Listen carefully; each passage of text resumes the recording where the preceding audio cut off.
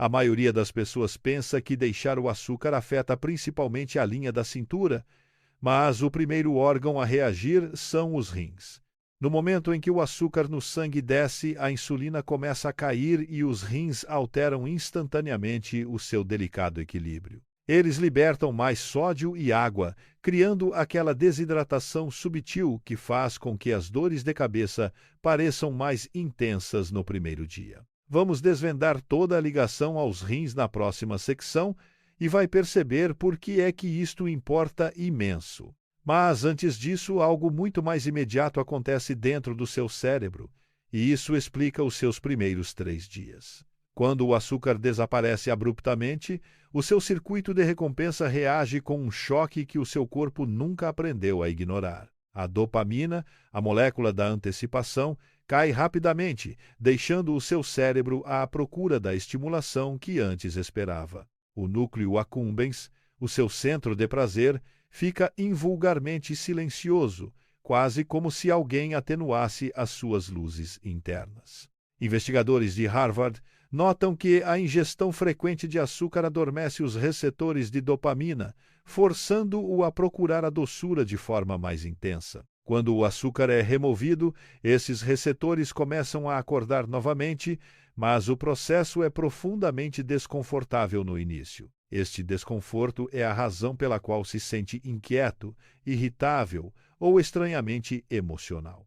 Mesmo quando não tem fome física, o seu estômago está calmo, mas o seu cérebro está a gritar, exigindo a onda de recompensa que outrora recebia sem esforço. É a isto que os cientistas chamam fome hedônica. Um desejo impulsionado pelo hábito e pela emoção, em vez de uma necessidade nutricional genuína. E aqui está a reviravolta que surpreende a maioria das pessoas durante estes primeiros dias sem açúcar. Quanto mais forte for o desejo, mais agressivamente os seus receptores de dopamina estão a iniciar o processo de ressensibilização. A sua dor de cabeça não é um sinal de fraqueza, mas sim de circuitos neurais a recalibrar após anos de sobreestimulação. Esta recalibração imita uma leve abstinência, revelando o quão profundamente o açúcar se entrelaçou com o seu humor diário. Estudos de imagem de Stanford mostram que as vias de dopamina encolhem com picos repetidos de açúcar, reduzindo a sua sensibilidade ao longo do tempo. Sem açúcar, estas vias começam a reparar-se, tentando regressar à sua capacidade de resposta original e mais apurada. Esse processo de reparação parece caótico, porque o seu cérebro está a reaprender a interpretar o prazer sem picos artificiais. A turbulência emocional do dia 1 ao 3 é, portanto, menos sobre fome e mais sobre reestruturação cerebral, não está a passar fome. Está a desintoxicar de um estímulo que o seu cérebro rotulou erradamente como essencial. É por isso que o desconforto surge antes de aparecer qualquer mudança significativa na energia ou no metabolismo. Mas por baixo deste caos, uma janela de cura inicial já se abriu. Mesmo que ainda não o consiga sentir, cada onda de desejo é a prova de que o seu sistema nervoso está a dar os primeiros passos em direção ao equilíbrio novamente. E assim que a sua dopamina estabilizar, os desejos irão desvanecer-se, revelando um padrão de apetite mais calmo e previsível. Por isso, estes 3 primeiros dias não são um castigo por deixar o açúcar, mas sim o preço neurológico da liberdade. Ao 4º dia sem açúcar, os seus desejos começam a suavizar-se, mas o seu corpo está a preparar uma mudança mais silenciosa. O órgão que lidera esta transição são os seus rins, os filtros silenciosos que gerem cada gota de fluido que carrega. Durante anos, a insulina alta fê-los reter o sódio com força, aprisionando água que nunca percebeu que estava a acumular. Os investigadores dos Institutos Nacionais da Saúde descrevem a insulina como uma hormona oculta de retenção de líquidos que influencia os rins muito para além do controle do açúcar no sangue. Por isso, quando deixa o açúcar e a insulina finalmente desce, os seus rins interpretam isso como uma permissão para libertar pressão. O sódio começa a sair através da urina e a água segue-o, criando a primeira mudança visível que a maioria das pessoas nota. O seu rosto parece menos inchado de manhã, a linha do maxilar mais definida e as pálpebras mais leves do que o habitual. Esta transformação não é vaidade, é fisiologia. O primeiro sinal de que a sua carga metabólica está a começar a aliviar. Muitas pessoas confundem esta perda de peso inicial com perda de gordura, mas é algo muito mais temporário. Por cada grama de glicogênio que armazenou, o seu corpo reteve quase 3 gramas de água junto a ele. Quando a insulina cai, esse reservatório de água esvazia-se rapidamente, produzindo a mudança drástica inicial na balança da sua casa de banho. É por isso que perder 1 a 3 quilogramas na primeira semana é completamente normal e até esperado. Mas aqui surge a reviravolta sutil que frequentemente confunde as pessoas que tentam deixar o açúcar pela primeira vez. À medida que a água sai, os eletrólitos também saem, criando a tontura, a fadiga ou a sensação de gripe do açúcar que muitos descrevem. O problema não é a ausência de açúcar, é o desequilíbrio súbito de sódio, potássio e magnésio. Os médicos da Clínica Mayo enfatizam que a hidratação sem minerais pode piorar os sintomas, prolongando as dores de cabeça e o desconforto inicial. Isto significa que beber apenas mais água não ajuda. Tem de repor aquilo que os seus rins estão a libertar, até uma pitada de sal. Verduras de folha escura ou água mineral podem estabilizar esta química interna de forma rápida e suave. Assim que os eletrólitos estabilizam, os seus rins começam a trabalhar num ritmo mais suave e mais eficiente em termos energéticos do que antes. E o efeito de desinchaço intensifica-se, dando ao seu rosto uma clareza que talvez não visse há anos. O seu abdômen também se sente mais leve, à medida que a água retida à volta dos tecidos digestivos começa finalmente a dissipar-se. São os seus rins a respirar de novo, após anos a compensar o excesso de açúcar e de insulina. Mas o alívio que sentem agora é apenas o começo de uma restauração metabólica mais profunda que se avizinha. Porque assim que o peso da água estabiliza, o seu corpo prepara-se para mudar a sua hierarquia de combustível, passando do açúcar para a gordura. Essa mudança começa por volta do 7º dia e marca um ponto de viragem muito mais profundo do que a simples aparência. Na próxima secção, vai perceber por que é que a sua energia cai antes de estabilizar e por que é que o nevoeiro mental atinge o pico primeiro. Antes de continuarmos, se tem estado a gostar deste vídeo até agora, deixe um comentário com o número 1 para eu saber que este conteúdo tem valor para si e para podermos continuar a criar vídeos significativos que não vai querer perder. Ao 7º dia sem açúcar, as mudanças visíveis abrandam, mas a luta interna torna-se impossível de ignorar. A sua energia sofre quebras imprevisíveis e um denso nevoeiro instala-se sobre os seus pensamentos com uma intensidade surpreendente. Este nevoeiro não é um fracasso. É a fricção metabólica criada quando o seu sistema de combustível começa a mudar. Durante décadas, a glicose foi a sua fonte de energia padrão, de ignição rápida e fácil de obter. Mas agora, com o glicogênio quase vazio, o seu corpo vira-se para uma solução bioquímica mais lenta e mais antiga. O seu fígado assume o seu papel evolutivo, gerando glicose através de um processo chamado gliconeogênese. Isto não é açúcar proveniente da dieta, mas sim combustível recém-sintetizado, concebido para proteger as suas células mais delicadas. Os glóbulos vermelhos, as células da medula renal e certas regiões do cérebro ainda precisam de glicose para funcionar. Por isso, o fígado raciona a glicose com cuidado, como o guardião de uma lanterna, preservando o fogo ao longo de uma longa noite. Esta transição metabólica é desconfortável, porque o seu sistema está a abandonar a conveniência em prol da resistência.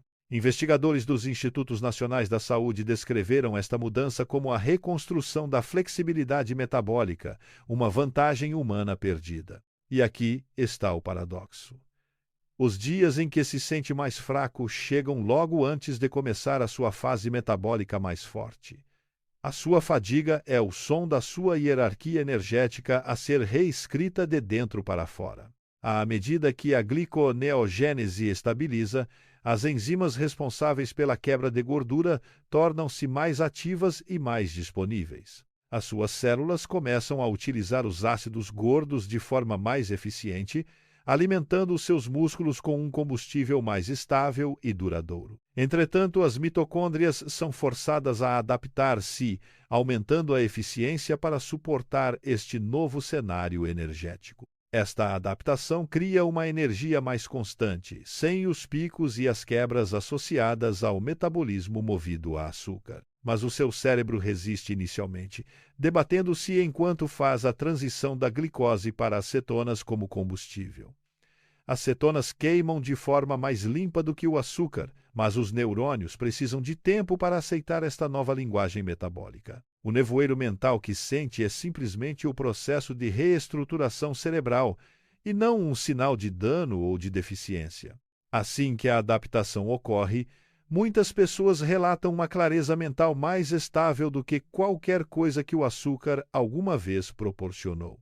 Mas, por agora, este desconforto marca o despertar de um antigo sistema de sobrevivência que relembra como operar sem excessos e, depois do 10º dia, começa uma transformação mais visível.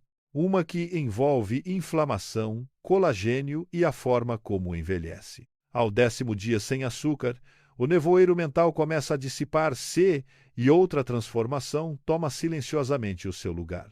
Nota que a sua pele parece ligeiramente mais luminosa, as suas articulações sentem-se mais leves e o seu rosto está menos inflamado. Estas mudanças não são sorte cosmética. São consequências bioquímicas da remoção do peso oculto do açúcar.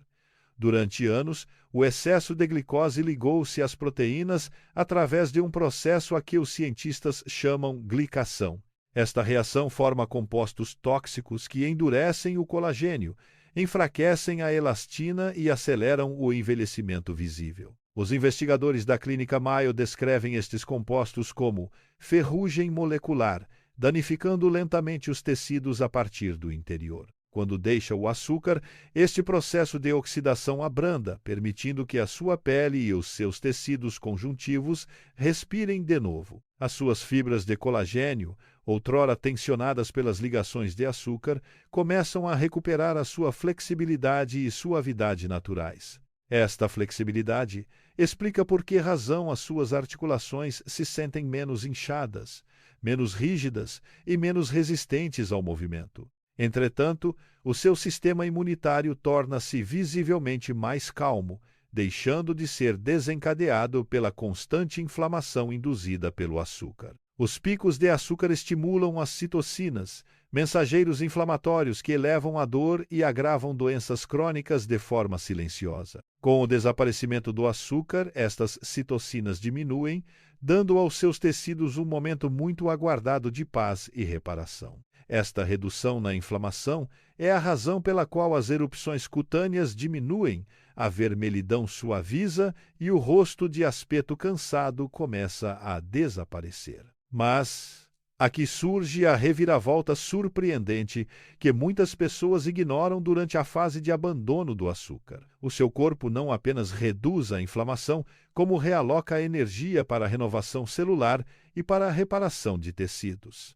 Sem os picos constantes de glicose, as mitocôndrias sofrem menos estresse oxidativo, permitindo-lhes funcionar de forma mais eficiente. Esta eficiência cria uma vitalidade subtil, sentida como uma energia mais constante e vista como um tom de pele mais brilhante. Nas profundezas da sua corrente sanguínea, a insulina continua a descer, diminuindo a carga inflamatória transportada pelas suas artérias. Até mesmo o seu intestino sente alívio, produzindo menos subprodutos inflamatórios que outrora circulavam por todo o sistema. Esta calma interna permite que o seu sistema nervoso estabilize, tornando o seu humor mais centrado e menos reativo.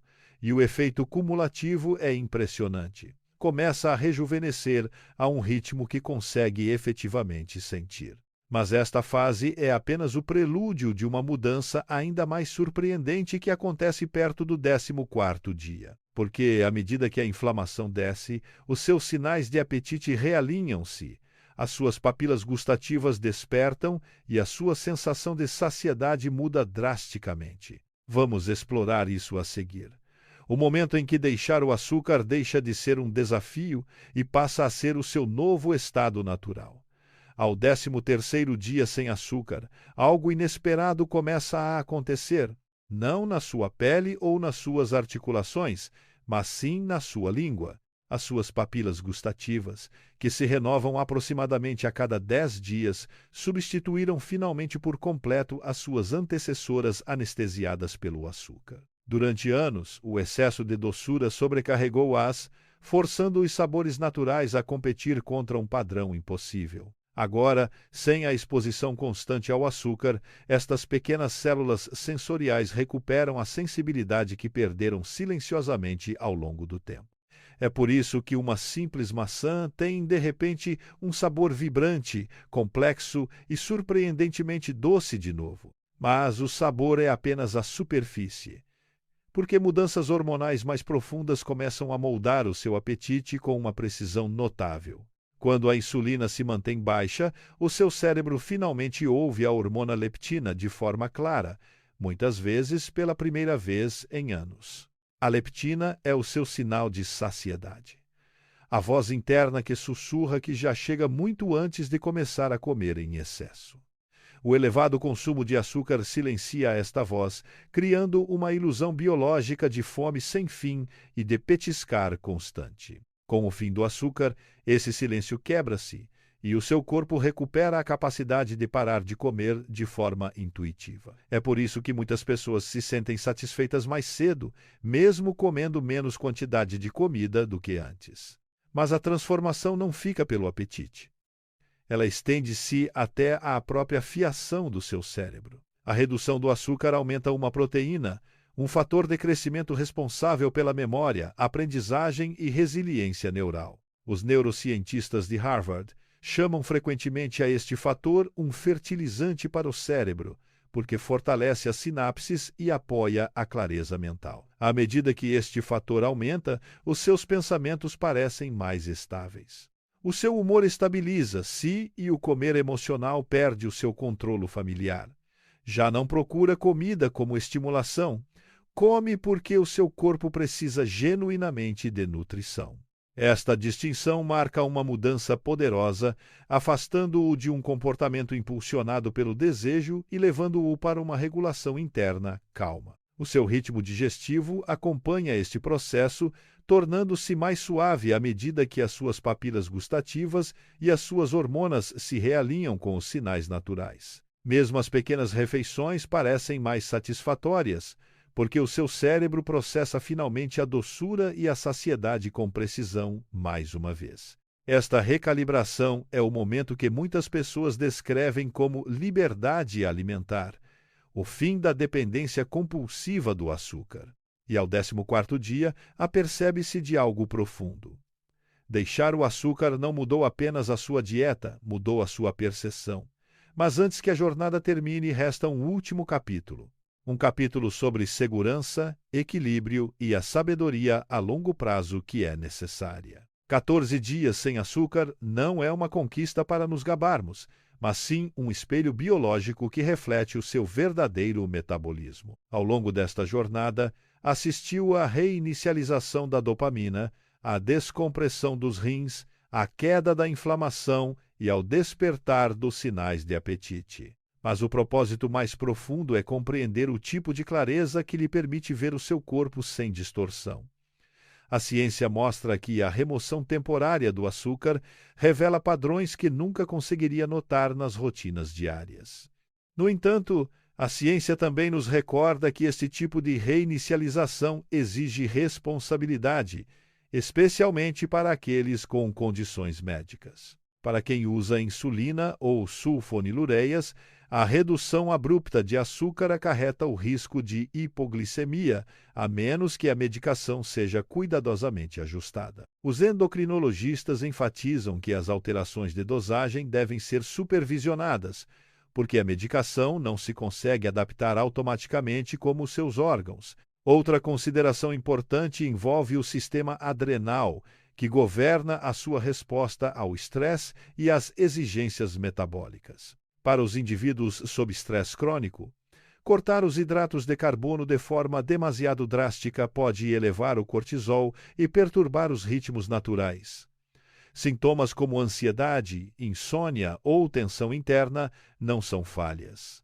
São sinais de resposta hormonal. Existe também a vertente psicológica, onde o comer disciplinado pode derivar subtilmente para uma restrição extrema. A ortorexia começa muitas vezes com intenções nobres, mas torna-se prejudicial quando a comida se transforma numa fonte de medo. Se sente culpado por pequenas escolhas ou ansioso em relação a pequenos prazeres ocasionais, é tempo de fazer uma pausa com compaixão, porque o objetivo desta experiência é a consciencialização e não o castigo, e o equilíbrio e não a perfeição rígida. No entanto, reside aqui uma reviravolta interessante que muitas pessoas experienciam após completarem 14 dias sem açúcar. Algumas descobrem que os seus desejos desaparecem de forma tão profunda que o regresso à velha doçura parece estranhamente alheio. As suas papilas gustativas apuram-se, a sua energia estabiliza e o açúcar já não proporciona o conforto emocional de outrora. Estes indivíduos não evitam o açúcar por medo, mas sim porque a sua biologia simplesmente deixa de o pedir. Torna-se uma preferência moldada pela clareza e não uma regra ditada pela restrição. Uma mudança silenciosa em vez de uma declaração. Mas este caminho é pessoal e nem todos precisam ou devem segui-lo permanentemente para obterem benefícios. Para a maioria das pessoas, a saúde a longo prazo vem da moderação e não da eliminação, da consistência em vez do extremismo. O seu corpo prospera quando lhe é dado espaço para se reparar, mas também prospera quando tratado com bondade e flexibilidade. Por isso, deixe que estes 14 dias sirvam como uma reinicialização e não como um voto para a vida, a menos que o seu corpo gentilmente decida o contrário. Qualquer que seja o caminho que tome a seguir, lembre-se disto. O seu corpo é mais sábio, mais calmo e mais adaptável do que imagina. Espero que este vídeo lhe tenha trazido valor e vemo-nos no próximo. Shampoos.